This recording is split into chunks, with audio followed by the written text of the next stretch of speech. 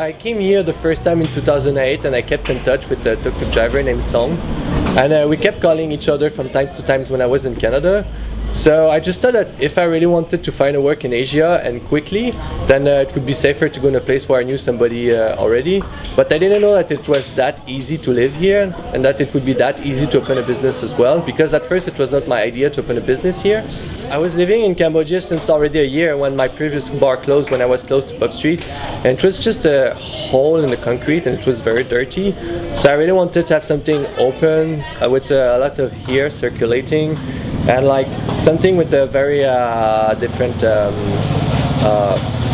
different atmosphere. And yeah, I was looking at some design. Some of my friends, they suggested me to make a kind of big tent setup.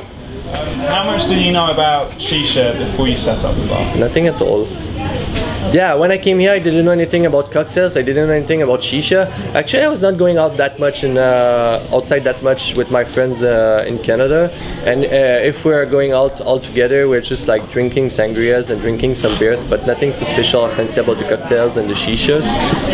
And yeah, I started couchsurfing quite recently as well, so even though I start to bring my the people that were coming to my house to that shisha bar in Montreal, I still didn't know so much about it.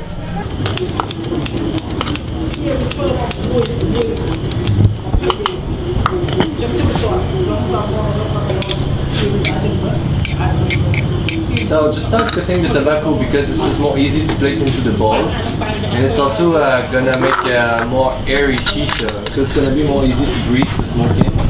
And then, as you can see, don't flatten the tobacco with his hand,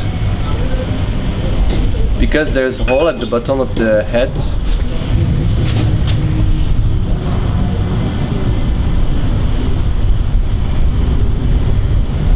And what you will do after with the needle is that you will try to free each hole on the bottom to try to make the smoke as smooth as possible.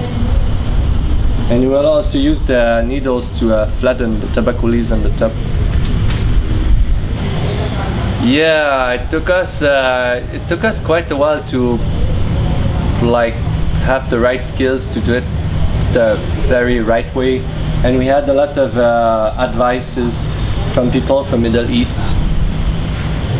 And he knows that the bowl is filled properly when the tobacco is not going over or under the bowl. So it needs to be flat with the border of the bowl. And before we used to use a toothpick to make the hole, but the hole were larger, and the smaller your holes are, the less ashes go into the head when you smoke it. And again, the longer your shisha can last, and the better the flavor is as well.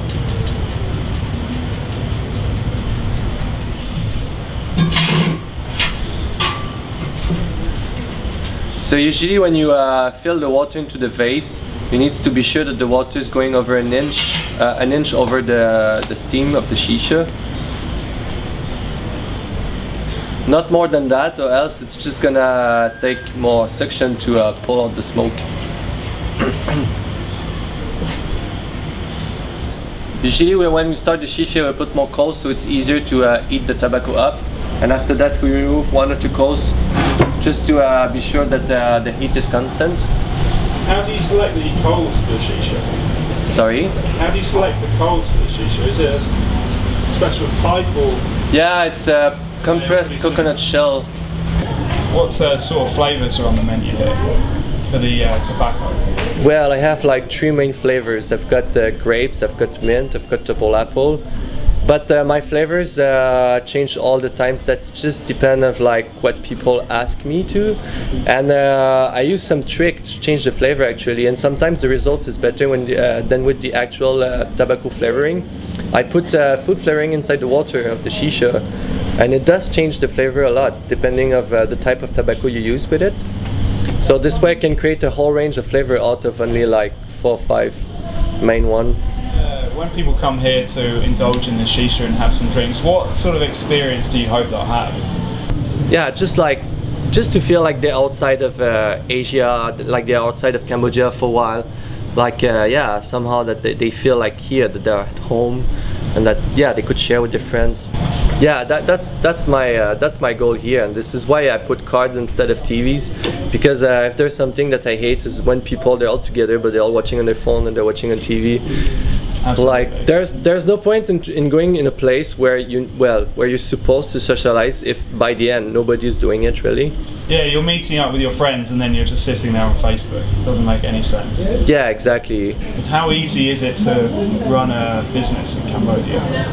Well, it's easy and it's hard at the same times. I think that the reason why here you see so many people that look desperate in their work, it's because they're there pretty much all day, and so your work don't really become a work anymore, but it's become more like your life. So my work became my life and my life became my work. Well, the people of Siem Reap and the travellers here are very privileged to have a place like this, so I wish you best of luck, and thank you very much for talking to us. My pleasure, really. Thank you. Thank you.